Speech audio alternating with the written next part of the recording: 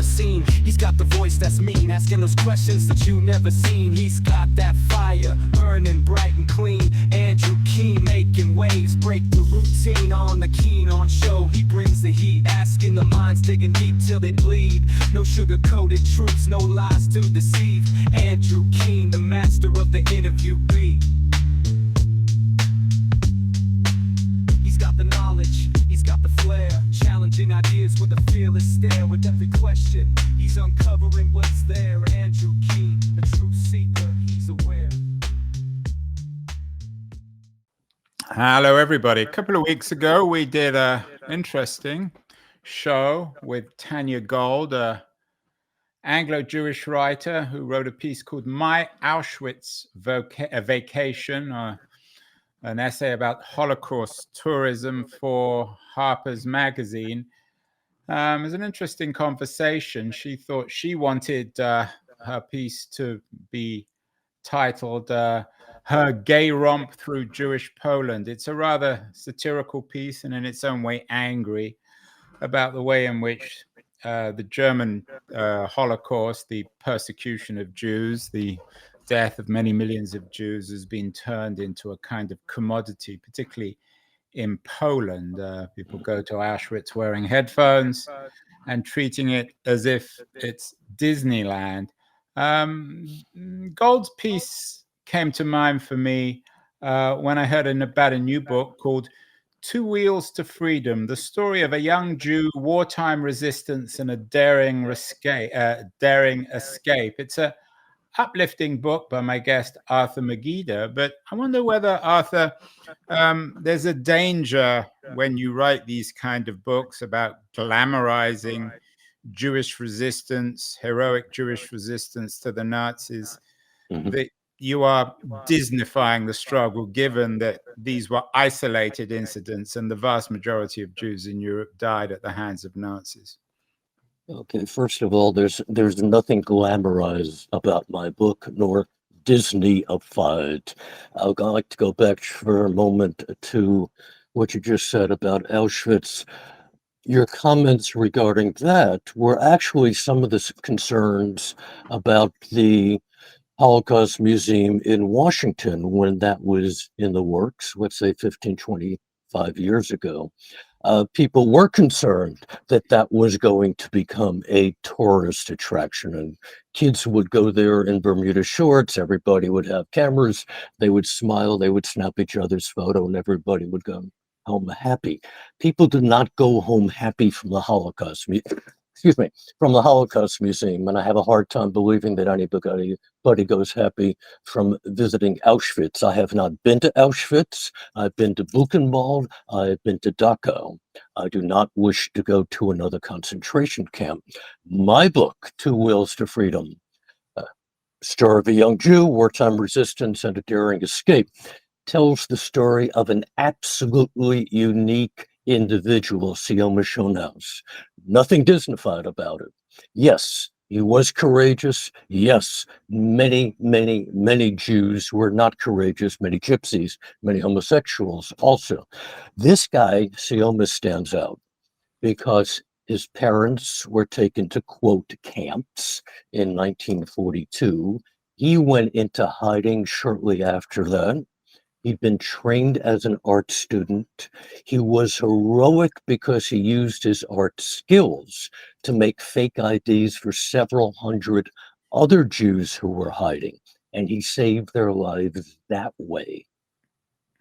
In the meantime, Sioma was living as normal a life as he could, even though he was hiding. He had many girlfriends. He went to hotels. Actually, he sat just a few tables away from some fairly high-level Nazis. He bought a sailboat, even though he never sailed before. He finally, in 1943, he bought a he bought a bicycle because he realized that the Gestapo was closing in on him, and he spent 4.5 weeks biking from Berlin down to Switzerland through deepest, darkest Nazi Germany, 600 miles. He was stopped once, and that was by a very young, almost teenage soldier who wanted to see his ID. Since Sioma was a master forger, that young soldier could not gauge that he was looking at a fake document. So there's nothing Disneyfied about this fellow. What is unique is his courage, is his imagination, is his craftiness, is his ability to sustain his high spirits throughout all the time he's hiding. And then when he got into Switzerland, he was not happy. And actually, the Swiss weren't too happy either, because they were getting very tired of all these people coming over their border. By the end of the war, they turned 27,000 Jews back to Switzerland. Sioma was not turned back, because back in Berlin, Christian friends of his who opposed the Nazi regime had given him the phone number and the name of the most prominent Protestant theologian in the world at that point, Karl Barth. Sioma went through several days of interrogations by the Swiss police. He was finally fed up, and he said, "I'm going back to Germany if you're going to continue to treat me like this." The Swiss took some umbrage at that. Sioma handed them the phone number of Karl Barth. Barth intervened on Sioma's behalf, and Sioma spent the rest of his life as a good, productive, happy citizen of Switzerland. Nothing Disneyfied about this. Unique, yes. And the other side of the story of Jews there is. going, I take your point. yes. I take your point, Arthur, in a sense, maybe rather than Disneyfied. Actually, when Gold went to Krakow, she noted that there was an Oscar Schindler quality. Maybe it's Schindlerification of the Nazi experience. But so maybe I introduced it slightly wrong. So the main character in your book is this fellow called Sioma Schonhaus, certainly a remarkable figure, a great hero. You noted earlier that he was unusual amongst European Jews. What distinguished him? Why was he so different? Was there something braver about him, something smarter, something luckier? He was way more stubborn than many, many other people. He was way more clever than other people, partly because of his training as an artist, partly because of his very innate nature to be clever and to be stubborn. And he also had inherited his mother's sense of optimism, and that conveyed her to conduct herself with as much dignity as she could. He inherited his father's stubbornness. Sioma was very aware of what the Nazis were doing, and he literally begged his father to leave Germany. His father said no. His father had been in Russia, then moved to Berlin, then moved with his young family to Palestine in the mid-1920s, and finally back to Berlin because Sioma needed medical care that he was not going to get in Palestine. As Sioma is begging his father to leave, his father, Boris, says, "No, you don't make the same mistake 3 times. Russia, Berlin, Palestine, back to Berlin." So Sioma inherited all these qualities, and he was very, very nimble. He was very quick to think. When he was riding on that bicycle, September 43 to early October 43, sometimes he would make up stories about himself. Sometimes he would charm young ladies who had their eye on him, and all the time he knew that his photo was in every police station in Germany. He was one of the most wanted men in Germany at that point. And yet he kept biking, and he was glib with those who asked him who he was, and he conveyed himself with great dignity and great courage. What were his politics, Arthur? We did a show a couple of weeks ago with the Le Monde correspondent in Washington, D.C., Piotr Smolar, he's just got a new book out, actually a very impressive book called Bad Jew, about his grandfather, a family's quest from the Minsk ghetto to Netanyahu's Israel. His grandfather had been a member of the Comintern, a Polish communist, but also fought with remarkable valor in the Minsk ghetto. Was your hero Tsioma Schoenhaus? What were his politics? Did he flirt with communism, Zionism, or was he indifferent to politics? Well, both of his parents were socialists. When he was in his teens, his mother signed him up for a youth group. When I interviewed Tsioma a number of years ago, he told me this youth group was so far left wing it was almost communist.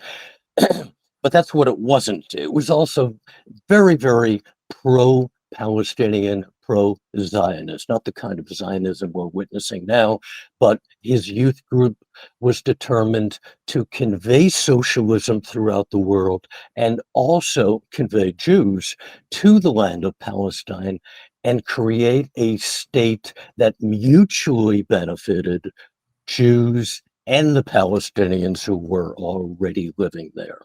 So you referred to this fellow whose grandfather, I believe, was a communist. Tsioma wasn't that far left wing, but he certainly was very liberal. And what about the issue of violence? Piotr Smolar's grandfather was a very brave man. He fought in the Minsk ghetto, the resistance to the Nazis, and actually survived. Did your hero Tsioma Schoenhaus, was he a violent man? Did he sometimes have to kill Nazis? Nope. Nope, he never had a gun. He never had a knife. He never strangled anybody. In fact, he wasn't a pacifist. He was opposed to violence as much as he could. In fact, when he was preparing to bike from Berlin down to Switzerland, first of all, a friend said he was crazy. Nobody had ever done that. A friend offered Tsioma his pistol. He said, look, when you get close to the border, carry this with you. If a soldier comes up to you, shoot him. Tsioma refused to take the gun. He did not want to injure anybody at all in his pursuit for freedom. So no violence. Why though? I mean, we did a show. We've done a lot of these shows, as you can tell, Arthur. It's a particular. There are a lot of books about it. It's a particular interest for me. We did a show. I'm sure you're familiar with the author Judy Battalion. Her book, The Lights of Day: The Untold Story of Women Resistance Fighters in Hitler's Ghettos, is about women who fought against the Nazis.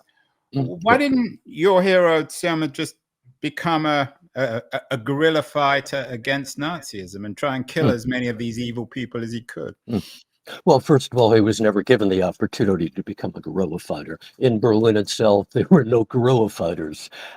He did not want to use violence because he didn't want to succumb to the same level as the Nazis. To him, violence was a tool of despicable people, even if you're shooting others to protect your own violence, your family, your people. He maintained his distance from that. And there were many people. My previous book, in fact, was about a Sufi heroine who was a spy for the British in Nazi-occupied Paris. Yeah, it's an interesting book. It's called Codenamed Madeleine, a Sufi spy in Nazi-occupied Paris. What's your view, Arthur, on this? Some people might argue that that this sort of non-violent approach to a group of people who were killing millions of Jews is slightly absurd. I tend to agree with you. When you're confronted by the kind of horrors and savagery and bestiality that the Nazis conducted themselves in, when you are confronted with that kind of inhumanity, certainly one route is to be violent, even if it means you're being almost as violent as those people. Personally, I doubt if I could ever kill anybody, and I would rather not convey that possibility in my own mind.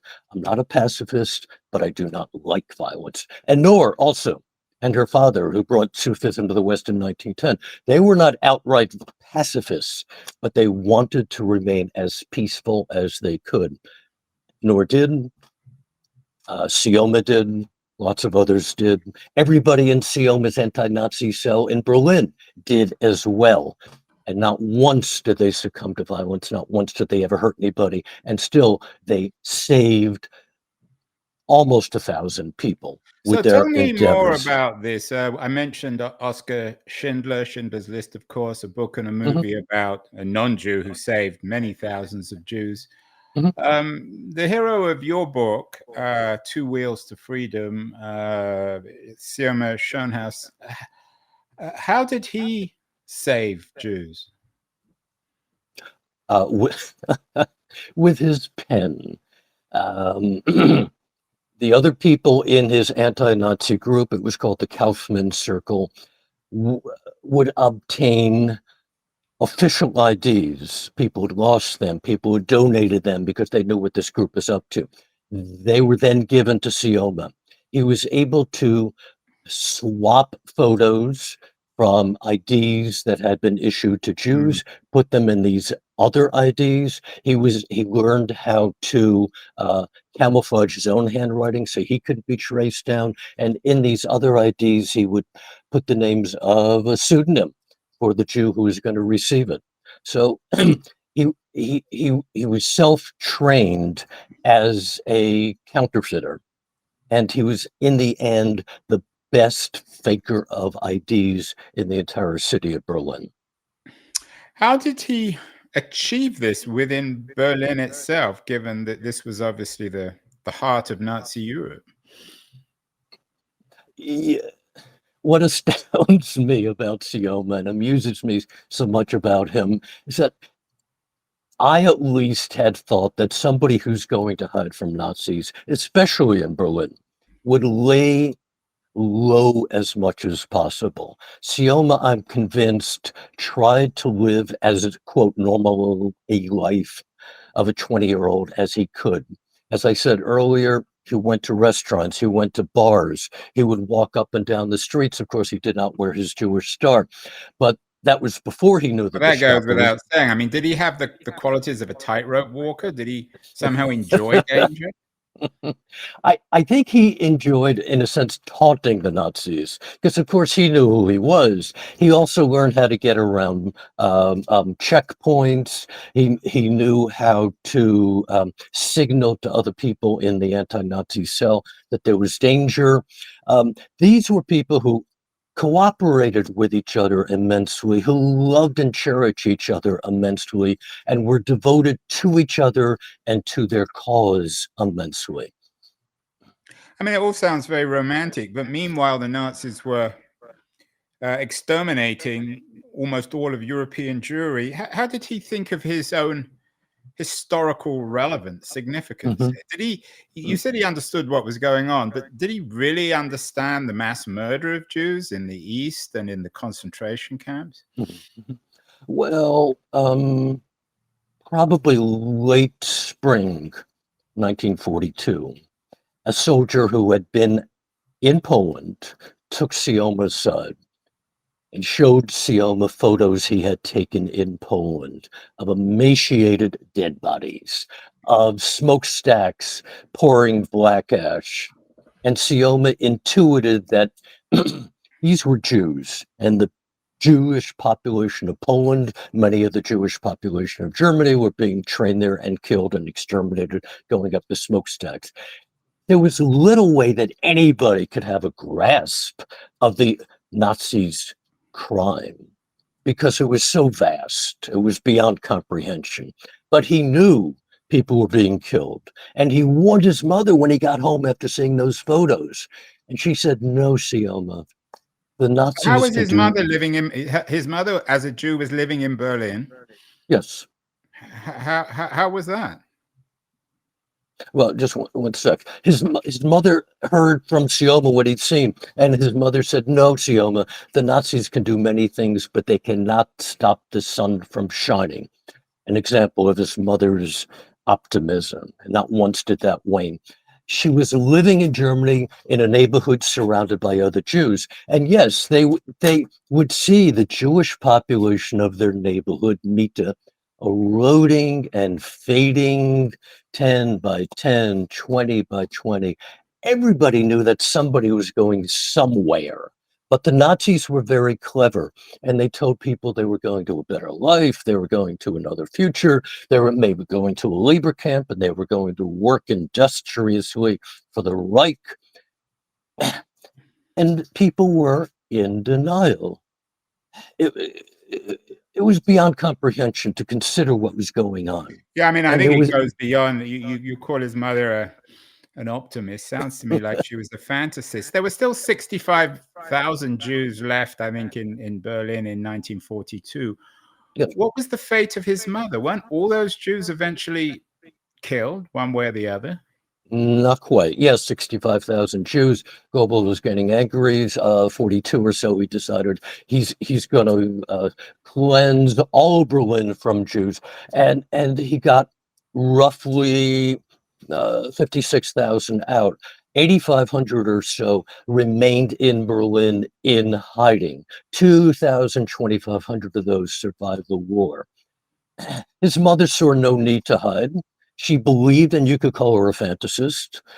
She believed. Sorry, say that again. She believed in what? She believed what the Nazis told her. Yes. Was she walking around Berlin with a Jewish star? Yes, his mother, was very obedient. His father was very obedient. He, of course, was not. He was cocky. He was happy-go-lucky. And he thought he could get away with just about anything, and indeed he did. And they were very... Jews, Arthur, were like, at least in your mind, Sioma's parents, who were walking around Berlin even in 1943, 1944 with Jewish stars on their arms, living openly as Jews. Well, by 1944, nobody was wearing a Jewish star. If you were hiding, you kept that star off, and just about everybody else had been sent off to camps, a word I intensely dislike. But most of them, let's say... Why do you dislike that word? Oh, because it resonates with summer camp. These people were not what sent... the word means, right? I mean, it's a concentration camp. Yeah, and there we go again. Yes, we're habituated to use the word camp. We're habituated to use the word transports. These were not, freight trains for human beings. These people were treated like cattle, and these camps, as we now know, were extermination centers. The word camp, I think, has been sterilized. I take your point, Arthur. What was the fate then of his parents? Well, they were taken, quote, to the east, and within a month, his father was killed. Shortly after that, his mother was killed. And just before... They were victims of the Holocaust. Yes, and they went up those smokestacks, same smokestacks. Selma was the one who managed to escape. What you noted earlier, Arthur, you've written Codename Madeleine, a Sufi spy in Nazi-occupied Paris, about the daughter Nur Inayat Khan, the daughter of an Indian Sufi mystic. You've also written a book called The Nazi Séance, the strange story of the Jewish psychic in Hitler's circle. What is it about this subject that interests you as a sort of popular nonfiction writer? I've been trying to figure that out. I believe that I felt there was a hole in my life. I was born in 1945. Nobody in my family ever spoke about the Holocaust. I went to Hebrew school. We learned about Abraham in the Bible smashing his father's idols. We didn't learn a single thing about 1933 to 1945. Once when I was a kid in the Bronx, I remember seeing somebody walking down the street with numbers on his arm. I looked at my parents. Nobody explained to me. Nobody until I was maybe in my early 20s. Isn't that a little odd? I mean, for a Jewish family in New York, not to know about the Holocaust, and for your parents to not tell you what happened? Looking back, yes. Looking back, also, though, I believe everybody was so traumatized, everybody was so confused, and the entire world was confused that they did not know what to make of this. And to tell a little boy, and I was one back then, what had occurred, even to attempt not to be specific, they probably felt would be too shattering to this boy. And I have friends who had the same kind of I can understand non-exposure. Arthur not telling a 6 Yes. or 7-year-old, but you said you didn't Yeah. learn about it until your early 20s. Well, it continued to be a matter of shame to the Jewish community at large. That Not it just in my happened, that the Jews allowed themselves to be murdered. Well, be careful with that, please. Jews have Well, not allowed you themselves used to the be word murdered. shame, so I was just curious what that means. People were ashamed because the world had not come to their rescue. Perhaps there was something deficient about them. They were ashamed because in this country that they cherish, Germany, and it was their home for quite a while, and in other countries in Europe, their neighbors turned on them, their friends turned on them. And it became a matter of self-examination after a while, as well as examining those who were around them. Why us? And that's still a question. Why We did a us? show also. You're probably familiar with the writer George Gilder. He's a well-known tech writer, also a big supporter of Israel. He's not actually Jewish, but he has a new book out, The Israel Test: How Israel's Genius Enriches and Challenges the World. And he argues in this book and in our conversation that, and I'm quoting from the thing about the book, that Israel's stunning rise as a world capitalist and technological power stems in part from the Jewish culture of mind and in part from Judaism itself, which encourages intellectual curiosity and rational analysis. Was there something about your hero, Sioma Schoenhaus, that sort of conformed to this idea of Jewish innovation? And that's Gilder's term, not mine. Or could Sioma Schoenhaus have been anything? Could have been a Muslim, a Christian, a non-believer. It just, he happened to be a heroic figure. His parents, to some degree, were non-believers. In the end of his own life, he became a complete non-believer as well. And he blamed, this is, I find very ironic, he blamed Judaism for his parents' death. If they were Jewish, say that again? He blamed Judaism for his parents' death. He told me, exactly why, and I asked him that very explicitly. He told me if his parents had not been Jews, they wouldn't have been killed. So, blame the faith and not the killers. Isn't that rather odd, though? I mean, how much time did you spend with him? Oh, almost a week. This was a number of years ago, just before I did my book, Name Madeleine. I'd learned about him. I was fascinated with him. I followed by car the route he'd taken on bike from Berlin down to Switzerland. And then I spent almost a week with him at his home, just outside of Basel. And he was a charming fellow. But frankly, the sort of questions you're asking regarding him, I think would have eluded him to some extent. I didn't find him to be a very introspective person. Not to say he was superficial, but I don't think he ever really immersed himself in Jewish history, in Jewish philosophy, in Jewish theology. He was a kid, 1920, when all this was going on. And once he got down to Switzerland, he created a life for himself. He had a wife, another wife. He had 4 children. And I think he wanted to put this behind him as much as he could. I wonder whether that lack of introspection that you very, I think, eloquently articulated might be something that helped him in this heroic resistance, this remarkable resistance to Nazi Germany. Do you think someone a little bit more introspective, a bit more sort of philosophical, one way or the other, might have struggled more? That's an excellent point. Thank you. And I not to denigrate Sioma, but I think you're right. He He did not, as I said before, did not know much about Jewish history. And in a munitions factory where he worked, another Jew, maybe 10, 15 years older than him, took him under his wing, and he began to teach Sioma about the Jewish religion, about Jewish history, about anti-Semitism, and how that evolved. But on his own, I don't think Sioma would have taken the initiative to do that.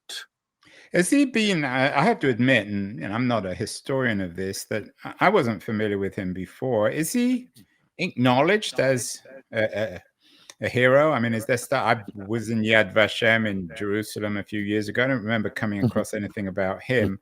Is the Israeli state, have they awarded him their medals for people heroes who resisted Nazi Germany? He was a Jew, of course. He wasn't a Gentile. But how much is known about this guy? Well, my book is what's known about him. But generally, when they're talking about Yad Vashem, the Holocaust Memorial and Museum in Jerusalem, or the number of Holocaust museums in the United States, nobody, as far as I know, why though, honors Sioma in any way, and partly because he's so little known. A friend of mine was discussing this book with me recently, and she works at the Holocaust Museum. She never heard of him before. It's a remarkable unknown story, and we need more unknown stories to be known. Arthur, some people might be listening to this and thinking this guy was, he had some odd views on Jews and why his parents were killed by the Nazis. He was a counterfeiter. Is it a possibility that he invented this story? How much proof do we actually have? Because many people told many lies in this period, and there isn't a lot of proof left in the chaos of war. Yes, the fog of war can destroy history and create memories that have no bearing in reality. I have a copy of the only remaining fake ID that he made. I have the testimony of people whose lives he saved. I have my own encounters with him. I have testimony, transcripts of interviews he gave with German historians, 1988, 89. I know of at least 3 people who were in that anti-Nazi group with Sioma in Berlin, all Christians. They verify Sioma's story. So it's not some wild psychedelic fantasy. This was truth, and this was reality, and this is a little known reality. And I would like it brought to the fore through this conversation, through my book, because we need to know there are many sides to the Holocaust, many sides to the Jewish experience during the Holocaust.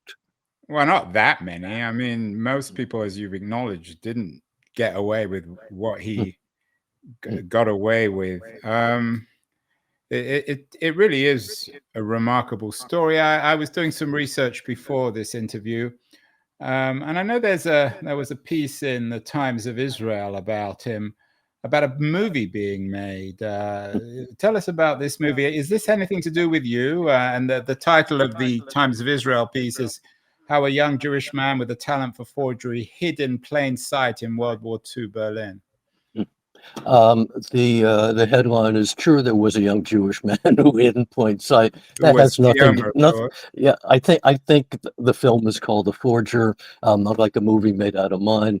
I haven't seen the film. A few friends have. A few historians have. Actually, one of Sioma's son has. I refuse to see it. I understand much is invented for the movie because it's a movie. Some of the most fascinating aspects of Sioma's life are absent from the film. Nothing about him buying a sailboat, teaching him how to sail. Nothing about him biking 600 miles over 4 weeks. And somebody who's familiar with the movie told me it must have been extremely low budget because they did not have the money to see it through to its fruition. I'll let other people see the film, and I hope someday somebody will come forward. Well, perhaps someone will make I mean, I know sometimes some of your books have been made into movies. Maybe Two Wheels Yeah. to Freedom be made into a movie. Did he, Yeah. in your conversations with him, Arthur, did he think of himself as a hero? I mean, many of the bravest Mhm. people who stood up to the Nazis didn't think of themselves as heroes. Did he? He knew, because he had a great imagination. Not that he invented his story, but he knew he had lived a great story. And he enjoyed telling that to visitors to his home in Switzerland. One of his sons told me there would be many visitors over many years, and Sioma would tell everybody the story about what he did after the year. And finally, people stopped visiting, and poor Sioma was so lonely. And then I popped out of nowhere, and I told him I wanted to do this book, and he was happy, and we did the interview. I don't think he thought of himself as a hero. I think he thought that he had lived a unique and special and redemptive life. And through him, his parents were living. And every day, he told me, when he was living in Switzerland, he would think about his parents. And his parents came up, of course, during my interview with him, and he cried. And I can imagine. Was he ambivalent about living in Switzerland? I mean, the Swiss don't exactly have a great record when it comes to saving the Jews. Did he ever No. consider going to live in Israel, for example, or the United States? No, no to both. He he created a life for himself in Switzerland. He was happy. He had a profession. He was a graphic artist. He was raising a family. His father didn't want to uproot himself from Germany. You make 3 mistakes, you don't do anymore. Sioma had not made a mistake, and he wanted to remain exactly where he was. He did, and in fact, the entire family had a chance to move to the United States in the late 1930s. Some of the Schoenhaus's relatives were living in Jersey City, directly across from New York City. And again, Sioma's father refused to move. So Sioma was happy in Switzerland, and actually not too far from where Sioma lived, one of his friends from that anti-Nazi cell also lived. So he had a life that nourished him, a life that sustained him in Switzerland. Do you think if he'd shown up in the US,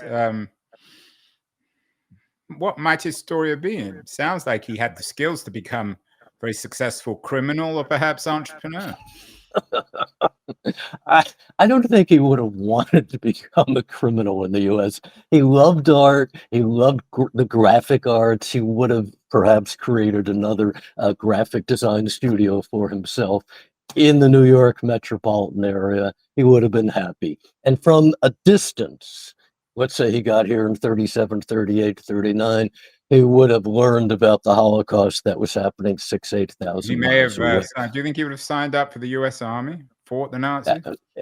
And there's that as well. And a lot of refugees did. We know that's another aspect of this fellow. There's so much he could have done, and there's so much he did do in his own way, in his own, to me at least, almost magical way, without having to come to the U.S.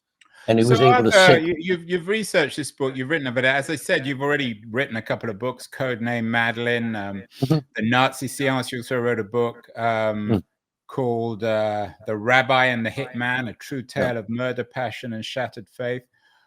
What were the lessons you learned from writing this book, this nonfiction book? We did a show a couple of years ago with a novelist, Christian Beck, who argued that World War II remains so seductive for novelists because it enables them to write very easily about good and evil.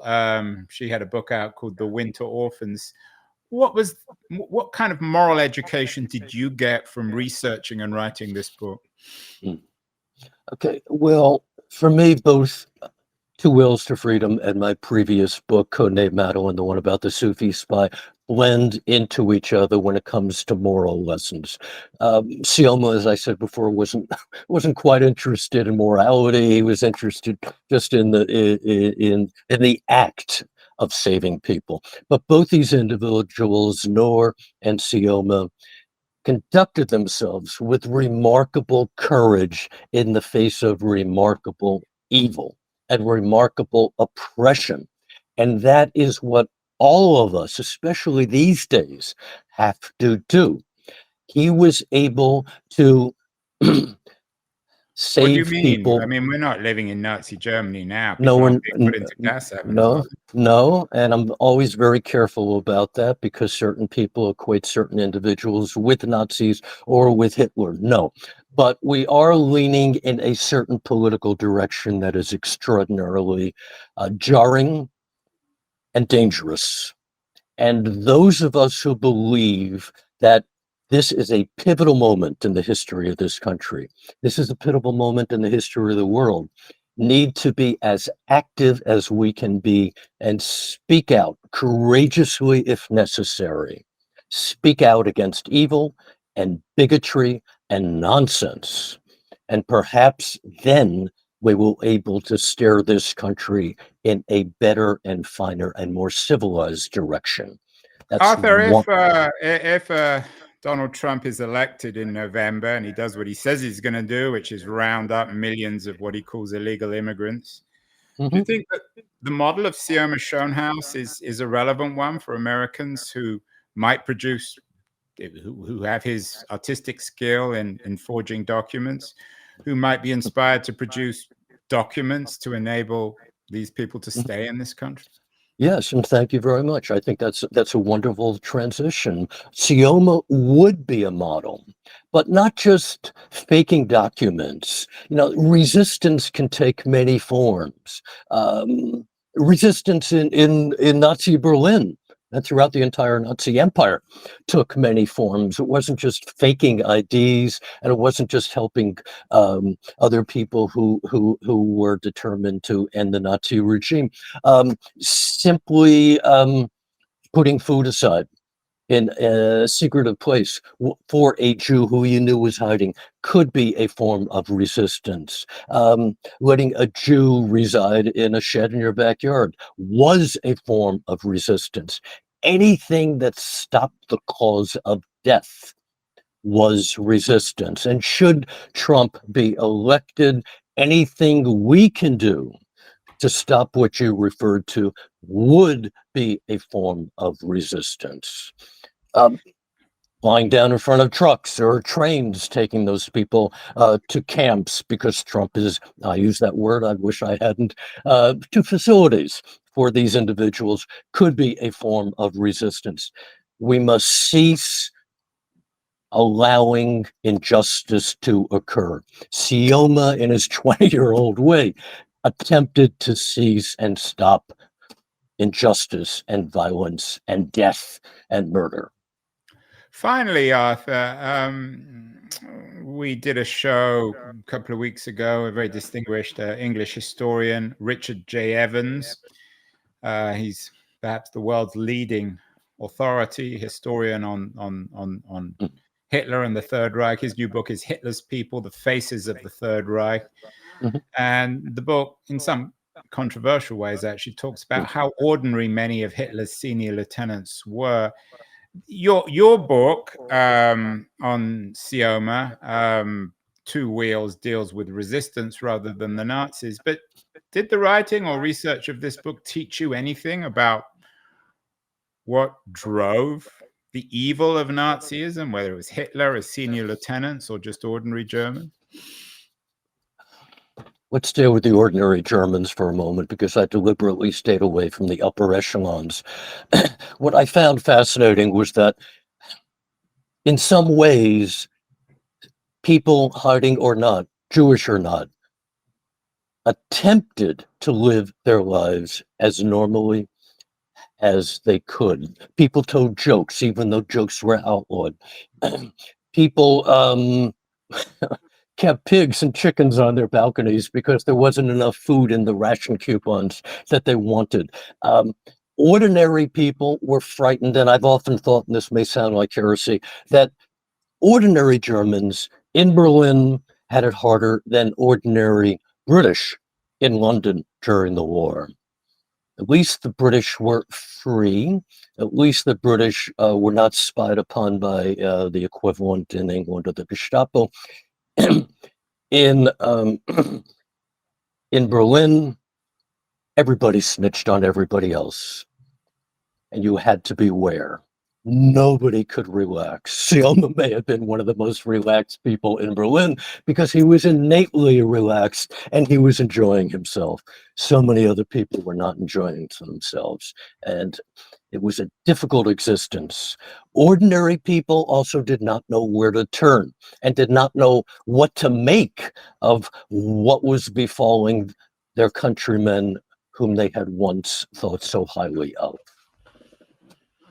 Well, Arthur Magida, the author of Two Wheels to Freedom, congratulations on the new book. I was thinking of taking a cycling trip to Switzerland, actually, with my wife, but now we've talked about your book and I've read some of the book. I'm not sure I'm so keen on it, but it's an important book, a remarkable story, almost unbelievable, except that it's true. Perhaps the most remarkable stories are true. Congratulations, Arthur, on the book, on bringing this to the attention of everyone, and for your very humane approach to this catastrophe in human history. Thank you so much, and I look forward to having you on the show. You're not going to do another book on Nazis, are you? Or No.